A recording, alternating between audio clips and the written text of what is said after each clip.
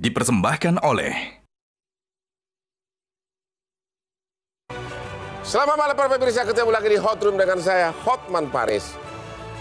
Baru-baru ini timbul wacana untuk merevisi Undang-Undang TNI dan Undang-Undang Kepolisian.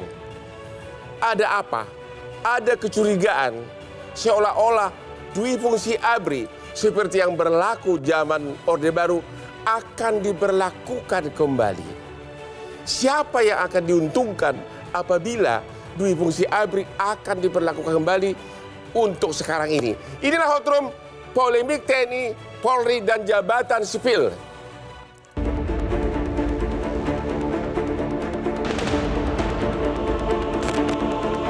Demokrasi Indonesia sedang di ujung tanduk. Pasalnya, pemerintah akan memberikan pintu masuk bagi anggota TNI Polri aktif untuk mengisi jabatan sipil melalui pasal 47 ayat 2 Undang-Undang TNI yang mengatur bahwa prajurit TNI aktif dapat menduduki jabatan pada kantor yang membidangi koordinator bidang politik dan keamanan negara, kantor pertahanan negara, sekretaris militer presiden, intelijen negara, sandi negara, lembaga ketahanan nasional, Dewan Pertahanan Nasional, Search and Rescue atau SAR Nasional, Narkotika Nasional, dan Mahkamah Agung. Melalui penempatan tersebut, TNI Polri tidak lagi hanya mengerjakan tugas utamanya sebagai alat pertahanan dan keamanan negara, tetapi kerja-kerja administratif dan sosial politik lainnya. Polemik dui fungsi TNI Polri ini dipicu oleh banyaknya perwira TNI yang tidak memiliki jabatan struktural ataupun non-job. Hal ini menjadi kemunduran reformasi yang sangat serius. Praktik yang melekat dengan rezim Orde Baru di bawah kepemimpinan Presiden Soeharto ini sudah dihapuskan sebagai salah satu amanat dari reformasi. Bila dui fungsi ini diaktifkan kembali, akan banyak konflik yang mendominasi di kalangan ASN maupun TNI Polri itu sendiri.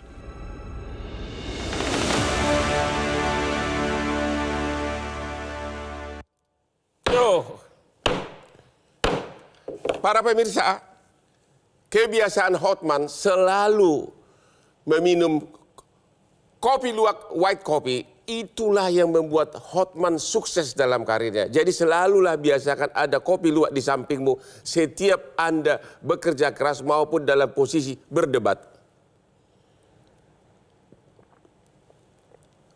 Kopi terbaik. Oke, kita lihat dulu grafis berikut ini. Oke, jabatan ASN dapat berasal dari TNI maupun dari kepolisian dengan tetap mengikuti peraturan dalam Undang-Undang Kepolisian maupun dalam Undang-Undang TNI. Ya, di sana diatur syaratnya. Lanjut. Oke, di dalam Undang-Undang TNI diatur bahwa prajurit hanya dapat menduduki jabatan sipil setelah mengundurkan diri atau pensiun dari dinas aktif keprajuritan. Tapi ada satu pasal lagi, yaitu, silakan.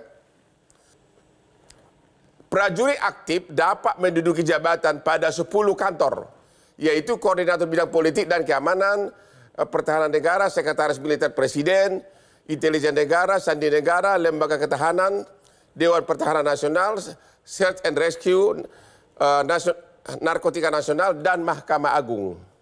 Pertanyaannya, apakah ini akan dirubah? Oke, saya akan langsung nanya melalui Zoom kepada Bapak Kapuspen TNI, Mayor Jenderal Nugraha Gumelar. Selamat malam, Pak. Selamat malam, Pak Hotman. Selamat malam semuanya. Terima kasih. Apakah benar Undang-Undang TNI ini mau direvisi sehingga TNI bisa menjabat lebih luas di jabatan ASN? Sampai sekarang saya belum mendapatkan informasi tentang rencana perubahan undang-undang. Jadi sampai detik ini undang-undang itu yang berlaku, Pak Hotman. Ya. Jadi apakah dirubah atau tidak, itu kan bukan kewenangan kami ya Pak ya. Itu ada di legislatif yang lebih berwenang. Begitu ya Pak Hotman. Jadi sampai sekarang ini belum ada pembicaraan ke arah revisi undang-undang atau apakah sudah ada draft RUU-nya atau peraturan pemerintahnya? Bukannya undang-undang yang kemarin itu ya, peraturan pemerintah itu, rencana peraturan pemerintah. Mungkin saya lebih di sini kan mungkin tanya ke Menteri Pan-RB ya, Pak Hotman, yang akan merubah memasukkan rencana peraturan pemerintah itu undang-undang ASN ya, Pak Hotman. Demikian. Kami sudah mengundang kementerian terkait tapi berhalangan hadir. Kalau gitu saya tanya dulu kepada Pak Awi. Yep. Apa yang Anda dengar akhir-akhir ini tentang revisi peraturan pemerintah atau apa nih yang terjadi? Ini RPP dari Undang-Undang ASN ini menunjukkan bahwa RPP, jadi rencana peraturan pemerintah ini ya, menunjukkan bahwa supremasi sipil atau dalam demokrasi ini kemudian benar dikatakan udah di ujung tanduk, di mana dikhawatirkan militerisme atau kembalinya ke Orba itu terjadi. Nah, kalau kita lihat Orba itu apa? Orba adalah satu masa di mana ada totalitarianisme, ya, kemudian ada otoritarianisme, yang kemudian demokrasi itu dibungkam. RPP ini ditempatkan dalam konteks di mana ada perluasan dari mandat fungsi utama TNI dan Polri, pertahanan dan keamanan, menduduki jabatan-jabatan sipil. Saya melihat ini terjadi di rezim Jokowi yang dipilih secara demokratis, Bang, oleh produk reformasi, tapi kemudian rasa-rasanya ini sudah mau mengembalikan. Jadi strateginya barangkali ini militerisme, tentu saja militerisme adalah suatu paham, tidak hanya militer tapi juga sipil juga bisa berperilaku seperti militer, yang kemudian anti terhadap demokrasi, anti terhadap keberagaman, dan ingin mengembalikan otoritarianisme, dan kita khawatirkan menjadi totalitarianisme dengan katakanlah tidak adanya perbedaan pendapat untuk mengatur masyarakat yang plural, dengan banyaknya jabatan-jabatan sipil diberikan kepada... Emang rancangan peraturan pemerintah itu sekarang sedang digodok atau bagaimana? Ya, ingin segera diserahkan untuk kemudian menjadi peraturan pemerintah, Bang. Kan di Undang-Undang TNI, Yes. TNI aktif boleh menjabat hanya boleh di 10 jabatan. Ya. Apakah dengan digodoknya peraturan pemerintah ini itu diperluas apa? Ya, kalau di sini itu hanya 10 jabatan. Ya, namun berarti peraturan pemerintah draftnya yang digodok ini tidak bertentangan dong dengan undang-undang yang berlaku. Karena memang di induknya kan 10 jabatan. Nah, kalau melihat 10 jabatannya iya, tapi dalam prakteknya kita nanti akan lihat apakah benar-benar ada satu upaya testing the water, atau kemudian bisa jadi ini satu agenda yang kemudian ingin mengembalikan ke rezim militeristik atau otoritarianisme melalui tangan-tangan sipil. Ini yang kemudian kita khawatirkan, Bang. Jangan menurut saya masuk ke dalam pasal-pasal detailnya, tapi kita lihat semangat apa yang kemudian disusupkan dari masuknya, katakanlah, apakah ini ketidakpercayaan terhadap institusi sipil untuk mengatur jabatan-jabatan sipil, atau memang saat ini gagal fungsi pertahanan dan keamanan mengakses risiko terhadap misalkan adanya geopolitik yang seharusnya kita punya doktrin keamanan pertahanan yang kemudian bisa merespon situasi geopolitik global, Asia Pasifik, dan sebagainya. Pak Al-Araf, ya, Bang. Anda setuju nggak dengan komentar dari Pak Awi barusan? Iya betul. Jadi begini, Bang. Polemik ini dimulai ketika Undang-Undang ASN tahun 2023 memberikan ruang kepada militer dan polisi untuk menduduki jabatan sipil. Lalu kemudian pemerintah akan menurunkan dalam bentuk rancangan peraturan pemerintah tentang hal itu. RPP tentang hal ini kita belum tahu apa isinya. Tapi politik hukum kehendak untuk memperluas bahwa militer dan polisi akan menduduki jabatan di luar 10 yang diatur Undang-Undang TNI. Politik hukum. Ya, politik hukumnya itu sudah terbangun sejak ya Kementerian Maritim Pak Luhut, Kementerian Pertahanan dan lain sebagainya menginginkan agar militer aktif bisa di luar jabatan yang diatur dalam Undang-Undang TNI 34 2004. Itu satu. Yang kedua, Bang Hotman justru jauh melampaui diskursus publik tadi itu. yang menyebutkan bahwa ada nggak revisi undang-undang TNI itu. Ya. Pak Gumilar sebenarnya harus menjawab. Draft naskah akademik dan RUU TNI itu sebenarnya sudah selesai. Draftnya sudah selesai? Sudah selesai di mereka. Kita aja punya itu. Yang maksudnya draft revisi undang-undang TNI? Juga udah ada. Jadi sudah ada? menyambut itu udah ada. Jadi RPP sedang disiapkan, draft revisi undang-undang TNI sendiri. Isi dari revisi ini apa? Salah satunya dah memperluas wilayah kewenangan. Memperluas wilayah? Ya, kewenangan di jabatan sipil. Yang kedua adalah memperluas kewenangan misi operasi militer selain. Oke, kalau gitu, sebentar. Ini menarik nih, menarik nih. Kita istirahat dulu sesudah yang berikut ini. Apa ya, jabatan apa yang akan dikasih kepada TNI dan Polri dengan revisi ini? Temu lagi di Hot Room.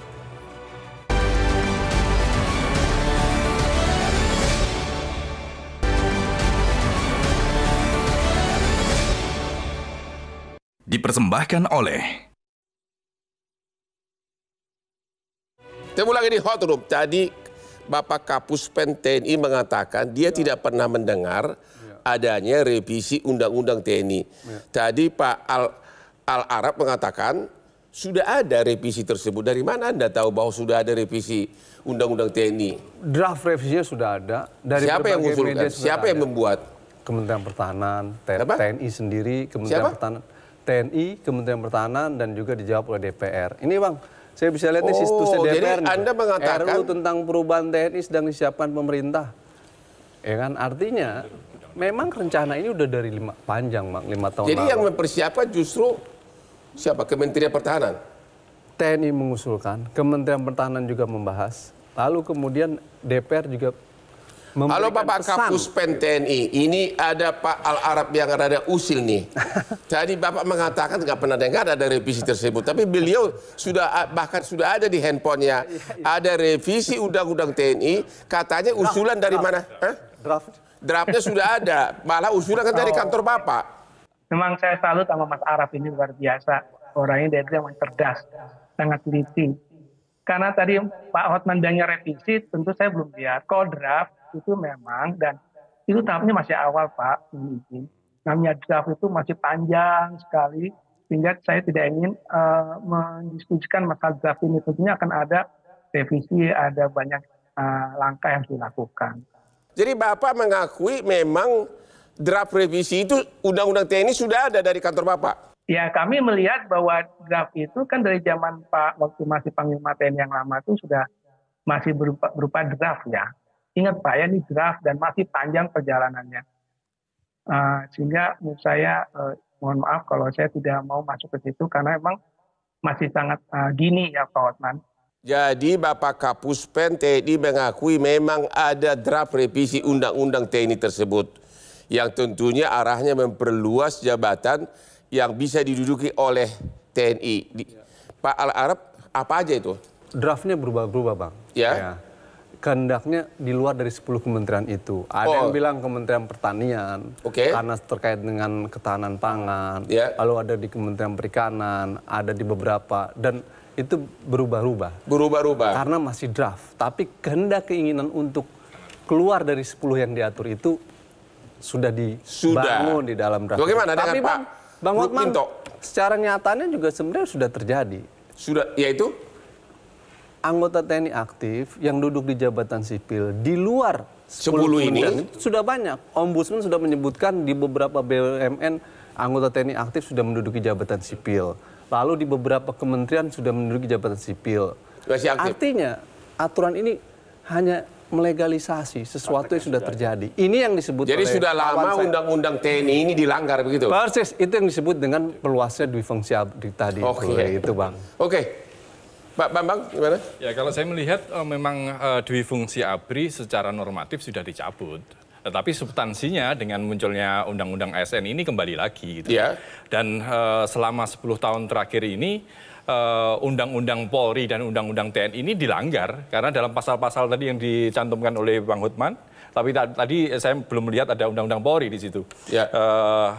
Ada pasal 28 di Undang-Undang Polri yang mengatakan bahwa anggota Polri yang masuk di lembaga sipil harus mengundurkan, harus alih status atau pensiun dini. Kalau di Undang-Undang TNI harus mengundurkan diri malahan. Itu tidak dilakukan. Bahkan banyak personil yang berada di kementerian-kementerian dan lembaga di luar Polri. Itu yang menjadi masalah kita dan menjadi kekhawatiran kawan-kawan seperti itu. Kalau itu dilakukan terus-menerus, artinya ya memang ini bukan lagi dui fungsi lagi, tapi multifungsi TNI dan Polri. Itu yang sangat mengkhawatirkan. Ini karena menjadi rancu dan konflik kepentingan. Makanya ketika muncul RPP yang akan disahkan dalam waktu dekat ini, kekhawatiran kita ini malah melegitimasi praktek-praktek ilegal yang sudah terjadi seperti saat ini. Tapi kan peraturan pemerintah tidak bisa merubah undang-undang. Ya, justru itu. Tetapi kan prakteknya sudah terjadi. Ya. Sudah ada nggak jabatan kepala daerah, bupati, gubernur yang dari kepolisian maupun dari TNI? Kalau terakhir sih sudah bagus ya. Saya melihat seperti PJ Gubernur Jawa Tengah misalnya. Itu sudah pensiun dalam waktu beberapa hari sebelum itu dia dilantik sudah pensiun lebih dulu. Jadi dia bisa diangkat. Jadi dia bisa main-main di ranah itu yang sangat terbatas itu. Tapi di kementerian-kementerian lain, Kementerian Kemendagri, Kementerian Pariwisata, semuanya banyak kawan-kawan kepolisian yang berada di sana dan belum alih status gitu loh. Kalau PJ Bupati aktif, tentara aktif ada Bang, salah satunya di Ambon. Di Seram kalau saya tidak salah. Tanpa harus mundur dulu. Tanpa harus mundur. Dan itu dikritik oleh kita bahwa itu cermin bagaimana dui fungsi bekerja gitu sebagai PJ Bupati. Jadi aktif. Sebenarnya apa yang terjadi? Kebutuhan atau memang unsur politik atau memang untuk memperkuat kedudukan pemerintah yang sekarang?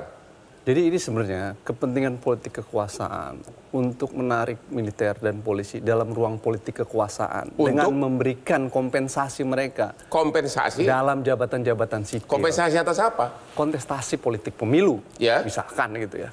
Sehingga kemudian diberikanlah jabatan-jabatan sipil ini gitu ya.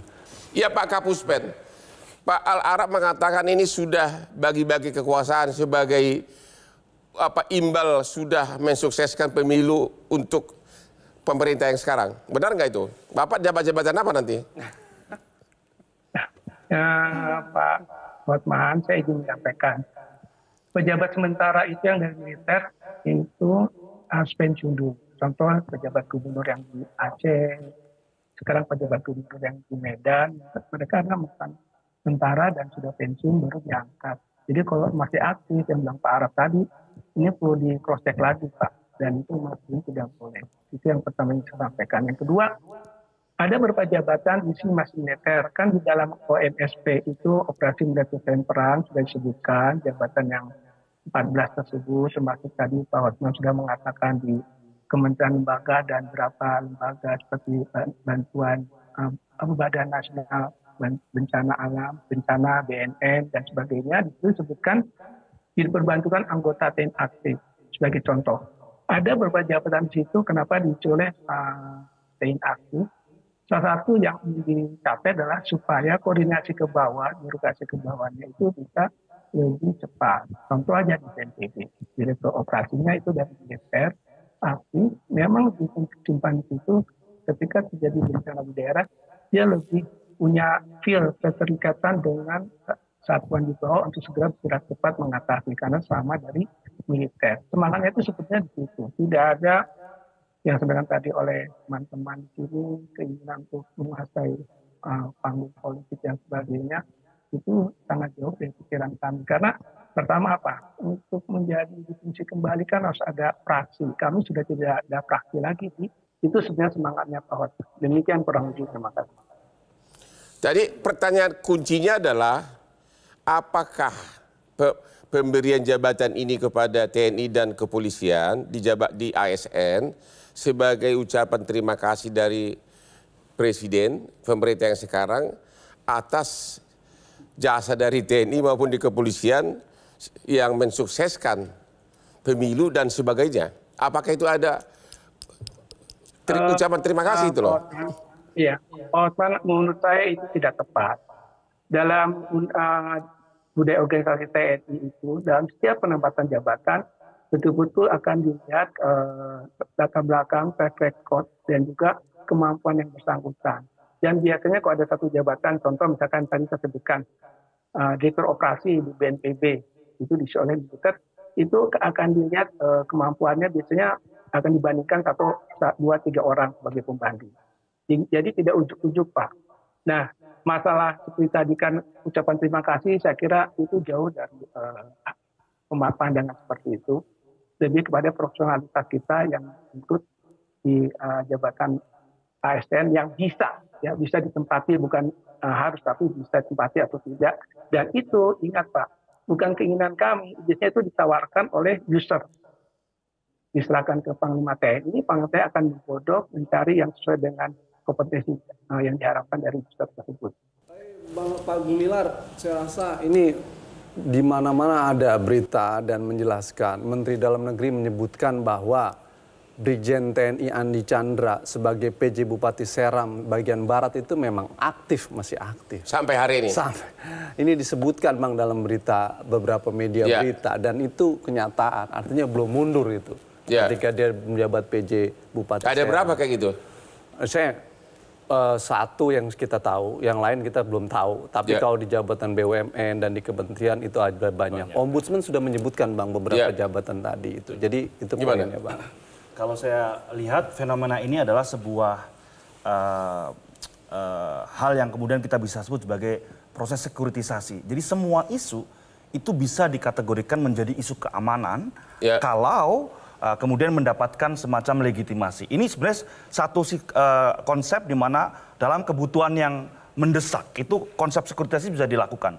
Tapi ini kemendesakan apa? Apakah masyarakat sipil atau apakah supremasi sipil ini kemudian gagal menjalankan perintah atau kemudian menjalankan pemerintahan sehingga belum ada asesmen apa-apa, tiba-tiba kayak ingin perluasan dari soal-soal pertahanan dan keamanan masuk ke banyak sekali. Kita akan tanya nanti itu kebutuhan apa, kenapa harus diperluas begitu kan? Kita akan bahas itu lagi sesudah break berikut ini. Temu lagi di Hot Room.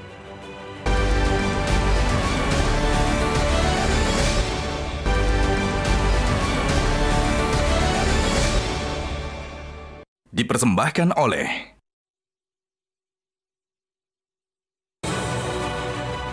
lagi-lagi luwak white coffee, kopi kesayangan Hotman Paris yang sangat amat di lambung. Itulah andalan Hotman Paris dalam sejarah karirnya.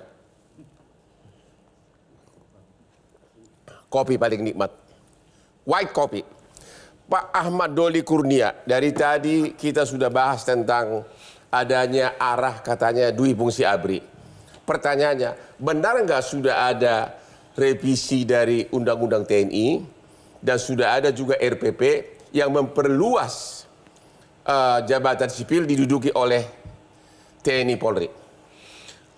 Setahu saya kalau Undang-Undang TNI belum ada perubahan. Ya. Draftnya, wacananya itu apa? Belum. Jadi, saya kira saya harus menjelaskan dalam konteks lahirnya Undang-Undang ASN yang baru. Ya. Jadi sekarang kita sudah punya undang-undang yang baru yang mengatur tentang ASN. Itu Undang-Undang nomor 20 tahun 2023. Perubahan dari Undang-Undang nomor 5 tahun 2014. Nah, memang di sana dibicarakan tentang posisi TNI dan Polri yang memungkinkan masuk ke ASN. Nah, saya mau jelaskan bahwa sebenarnya pasal ini tidak ada perubahan sama sekali dibandingkan dengan Undang-Undang nomor 5 2014. Ya, bahkan sekarang kita buat resiprokal. Jadi artinya justru ASN yang bisa masuk, kita tambahkan itu. ASN yang bisa masuk ke institusi TNI dan Polri. Nah, semangatnya kemarin kalau berkaitan dengan soal posisi TNI dan Polri ini, nah kita memang sepakat urusan detail penempatannya itu nanti akan dibuat dalam di dalam peraturan pemerintah. Karena memang dalam undang-undang itu untuk pengaturan teknisnya diatur dalam peraturan pemerintah. Gitu. Nah, semangat yang kami bahas waktu itu di Komisi 2 itu adalah intinya adalah kita tidak menginginkan bahwa posisi karir ASN itu tidak boleh terhambat kalau ada institusi lain masuk. Gitu. Nah, makanya kita batasi keterlibatan TNI Polri itu hanya di instansi pusat dan di eselon 1, nggak boleh itu. Nah, kalau undang-undang TNI di situ dijelaskan. 10 jabatan. 10 jabatan itu. Nah, sampai sekarang belum ada perubahan. Undang-undang kepolisian pun harus mundur. Undang kepolisian memang tidak menjelaskan instansi mana saja. Tapi malah dilarang, malah harus mundur. Nah, semangatnya iya. Nah, kalau soal mundur memang itu diatur dalam undang masing-masing, di TNI maupun di kepolisian. Gitu. Jadi Anda mengatakan tadi tidak ada arah ke Dwi Fungsi ABRI? Ya tidak ada, karena begini. Jadi kita juga nggak bisa menutupi ya bahwa sekarang lintas kompetensi itu terjadi. Ada di instansi-instansi kementerian yang memang membutuhkan tenaga bapak-bapak TNI dan Polri. Nah sebaliknya juga di instansi TNI dan Polri ada yang membutuhkan kompetensi yang selama ini ada di ASN. Gitu loh. Oke, tadi DPR kita yang terhormat mengatakan tidak benar pernyataan Anda itu. Anda berdua tadi mengatakan Dwi Fungsi ABRI mau dihidupkan. Gimana itu? Jadi gini Bang, narasi Dwi Fungsi ABRI keluar itu sebenarnya sudah disampaikan sejak TNI dan Polri, khususnya militer, itu masuk di jabatan sipil di luar yang diatur di dalam Undang-Undang TNI 34 2004. Di dalam Undang-Undang TNI hanya 10 kementerian. Kementerian Politik Hukum Keamanan, Kementerian Pertahanan dan lain sebagainya. Oke. Tapi faktanya hasil Ombudsman menyebutkan militer aktif banyak duduk di jabatan sipil seperti di BUMN, di kementerian, di beberapa kementerian di luar 10 tersebut masih aktif loh. Yang ketiga dalam konteks PJ Bupati Seram, itu Komisi 2 tugasnya juga. Fakta kenyataan itu terjadi sehingga kemudian masyarakat menganggap ada perluasan jabatan sipil yang melanggar Undang-Undang TNI 34 2004. Dan Anda tadi menunjukkan ada draft ini yang pertama, perubahan RUU. Faktanya udah terjadi, tapi tidak ada evaluasi terhadap kinerja pemerintah ini yang melanggar Undang-Undang TNI 34 2004, khususnya di Komisi 1. Karena militer aktif keluar dari Undang-Undang TNI 34 2004, polisi aktif keluar dari Undang-Undang Polri 2002 misalkan. Meski kalau Polri ini debatable, persis tadi kata Bang Doli, aturannya tidak begitu rigid dibanding Undang-Undang TNI 34 2004, ada 10 kementerian itu.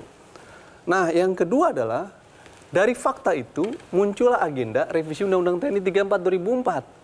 Yang itu domainnya lagi-lagi Komisi 1, bukan Komisi 2. Nah, yang ketiga Bang, dari situ muncullah Undang-Undang ASN 2023 yang memberikan ruang yang sama dengan undang-undang sebutnya. Tapi problemnya adalah perdebatan tentang di RPP.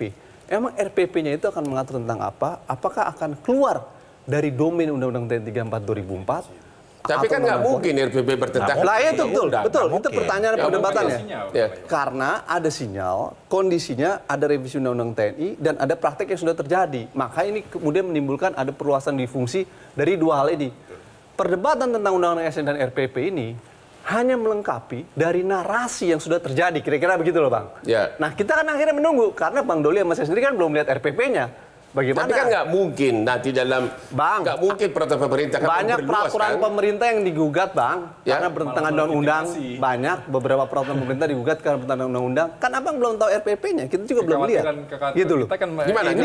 Kalau kepolisian sudah banyak nggak menjabat walaupun masih aktif? Sangat banyak. Sangat banyak. Misalnya di mana aja? Di Kementerian Dalam Negeri, Kementerian Perhubungan.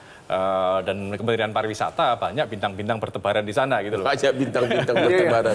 Nah, artinya apa ini kan praktek yang keliru selama ini gitu loh. Itu jelas bertentangan dengan Undang-Undang Polri. Yang belum mungkin barangkali dalam prakteknya ya. Kemudian polisi gabung lagi sama TNI. Nah itu baru jadi Dwi Fungsi ABRI. Itu kan apakah akan Dwi Fungsi ABRI itu kan 3 matra di TNI ketemu dengan polisi. Apakah akan seperti itu kalau kita debatnya adalah kembali ke Dwi Fungsi ABRI? Yang ingin saya katakan adalah perluasan jabatan selain di pertahanan dan keamanan. Kemudian saya mohon maaf Pak Doli ya, kenapa kok kemudian memberikan semacam katakanlah tempat gitu ya? Harusnya ada assessment dulu. Di mana misalkan jabatan-jabatan sipil itu benar-benar dikuasai oleh orang masyarakat sipil, pejabat-pejabat sipil, karena memang kalau kita lihat militer maupun polisi kan dididik dalam doktrin misalkan militer adalah untuk perang, lawan dan kawan, dan komando itu tersentral. Bagaimana kemudian kalau ada perdebatan soal gagasan yang terbaik untuk mengatur masyarakat yang plural. Kalau kemudian dididik dengan... Coba Pak Doli jawab pertanyaannya. Bagaimana Pak? Kok kemudian malah justru memberikan semacam ruang lebih untuk kemudian arah-arahnya menuju pada fungsi... DPR seolah-olah mendukung gitu ya? Iya. Nggak, yang beli ruang yang di mana? Menurut saya nggak paham yang dimasukkan beli ruang di mana. Kita meneruskan, ya, malah kita tambah nih kewenangan sipil itu bisa masuk ke TNI Polri. Terus yang meluasnya yang mana? Nah, Ya, silakan. Bentar, terkait dengan apa itu asas resiprokal tadi ya, bahwa ASN masuk ke Polri TNI. Undang-undang TNI dan Polri-nya tidak mengatur itu, Bang. Loh, nanti kita atur DPP. Nah, sekarang justru itu. Nah, makanya akhirnya kan bertentangan dengan undang-undang juga. Makanya kenapa sekarang RPP itu belum selesai? Kita mau nunggu itu sekarang kalau ada inisiatif misalnya mau merubah undang-undang TNI, ya memang ini harus satu semua. Benar, gitu. benar, nah, setuju. Tapi kami ya dalam konteks menjaga tadi yang disebutkan bahwa teman-teman ASN itu harus juga kita kasih proteksi supaya mereka bisa berkembang. Itu yang ada semangatnya sekarang dalam undang-undang itu dan RPP-nya. Sejauh mana ASN bisa duduk di TNI maupun jabatan di TNI maupun di Polri? Paling hanya segelintir kan? Ya nggak banyak. Di TNI Polri memang sudah ada PNS. Di Polri ada PNS Polri. Tapi kan hanya segelintir kan? Iya, tidak mungkin dia menduduki nggak seperti TNI di jabatan ASN yang begitu banyak, begitu. Saya nggak tahu ya kalau misalnya yang berapa jumlah pejabat TNI dan Polri yang sekarang ada di ASN. Kalaupun kemudian tadi misalnya ada pelanggaran, ya memang itu harus ditertibkan. Kalau misalnya di undang-undang polisinya disebutkan kalau dia pindah harus alih status ya, alih status, pensiun dan segala macam. Nah kalau itu tidak, ya kan berarti kan melanggar undang-undang. Gitu. Kurang lebih ada 2.569, Bang. Apanya? TNI duduk di jabatan sipil. Sekarang ini? Iya. Di luar yang 10 jadi jabatan? Bukan, udah termasuk itu. Menurut Bapak ada berapa banyak jenderal yang nganggur sekarang ini? Pak Gumilar ini orang baik, nggak mau menjelaskan internal organisasi. Padahal faktanya memang terjadi krisis, Bang. Ada krisis di dalam organisasi TNI karena penumpukan di perwira menengah dan perwira atas sedikit. Kolonel ke atas itu banyak menumpuk, Bang. Bahkan ini jadi banyak menumpuk tanpa ada jabatan. Tanpa ada jabatan. Ketika Undang-Undang TNI 34 2004 terjadi perpanjangan masa pensiun. Ketika itu dilakukan tidak diprediksi bahwa kemudian ke depan akan ada penumpukan. Terjadilah penumpukan itu yang kemudian mereka tidak mendapatkan ruang dan jabatan dalam proses lebih lanjut. Nah ini menjadi krisis di dalam organisasi TNI. Oke, kita tapi jawabannya jangan dilempar ke jabatan sipil. Jawabannya adalah dibangun reorganisasi yang baik, proses rekrutmen dibangun, sistem zero growth dilakukan dan lain sebagainya. Bukan dengan melempar ke jabatan sipil. Anda harusnya jadi Panglima TNI. Oke, kita istirahat dulu setelah yang berikut ini.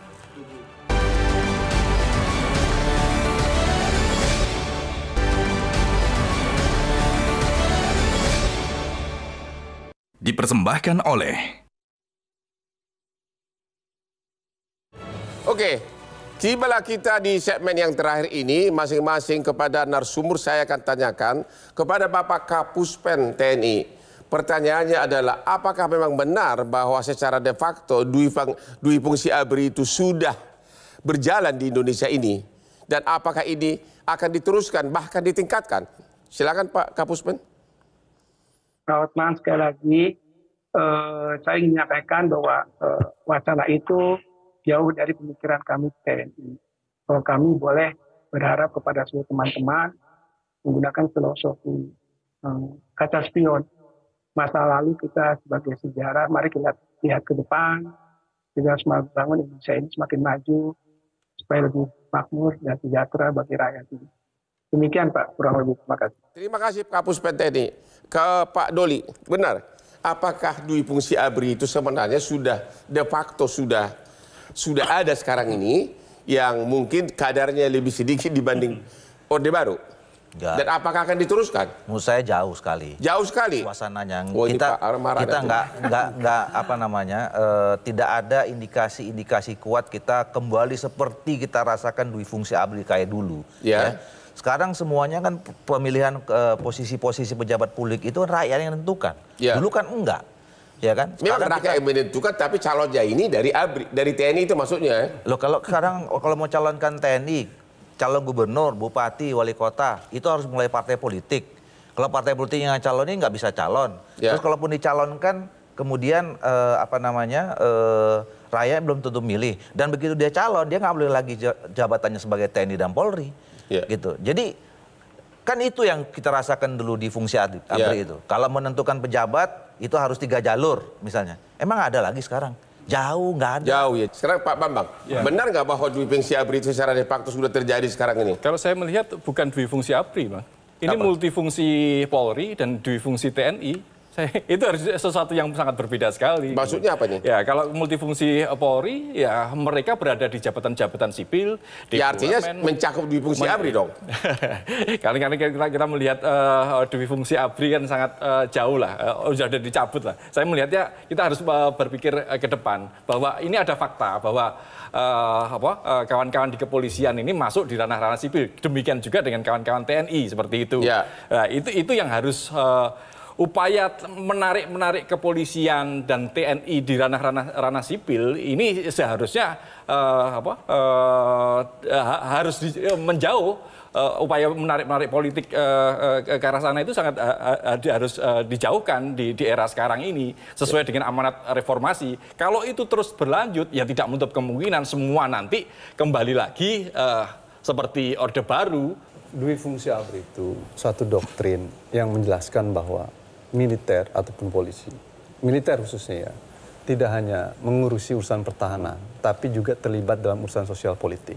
Manifestasi dari hal itu adalah dia bisa duduk di jabatan sipil, baik itu di pusat atau di daerah. Jadi kalau hari ini mereka duduk di jabatan sipil, walaupun itu hanya di pusat, itu dwi fungsi. Karena dia udah keluar dari sektor pertahanan. Jadi, ketika dia keluar dari 10 itu di pusat, tadi kan pernyataannya sama dengan Orde Baru. Saya bilang enggak. Saya nggak bilang ini kan saya bilang dwi fungsi. Enggak, tadi pertanyaannya begitu. Saya mau menjelaskan tentang dwi fungsi dulu, Bang Doni. Iya enggak. Pertanyaannya yang saya jawab itu adalah apakah kita kembali kayak dulu Orde Baru? Enggak. Nanti saya mau menyimpulkan ke sana. Gitu loh. Jadi saya mau mengarah itu situ dulu, Bang ya. Nanti baru situ. Nah, oleh karena itu ketika mereka masuk ke jabatan sipil, bukan lagi sektor pertahanan, ya itu mirip. Itulah dwi fungsi ABRI. Itu dwi fungsi ABRI yang pernah hidup pada masa Orde Baru. Juga seperti itu. Soalnya spektrum skalanya aja nanti menunggu. Itu yang pertama. Yang kedua, dwi fungsi itu bertahap, Bang, bekerjanya. Tidak langsung tiba-tiba dari pusat sampai daerah. Kapankah dwi fungsi itu dimulai? Ketika masa Orde Lama, pada masa Bung Karno, memberikan ruang kepada anggota militer aktif duduk di dalam Dewan Nasional. Itu pertama kali. Lalu kemudian diperkuat oleh Soeharto dengan membangun di seluruh wilayah provinsi. Nah, itulah kemudian ditolak. Jadi, apa yang terjadi hari ini adalah baik DPR ataupun pemerintah sedang membuka kotak Pandora secara perlahan dwi fungsi itu. Nah, kalau ini didiamkan, ini berbahaya. Yang ketiga, kenapa kita bilang dwi fungsi sudah terjadi? Secara praktek sudah terjadi. Dia keluar dari 10 yang diatur Undang-Undang TNI 34 2004 dan meluas kemanapun. Itu fakta, nggak bisa dibantah. Ombudsman sudah menyebutkan bahwa memang terjadi perluasan kewenangan TNI dulu di jabatan sipil dan itu melanggar Undang-Undang TNI dan itu difungsi.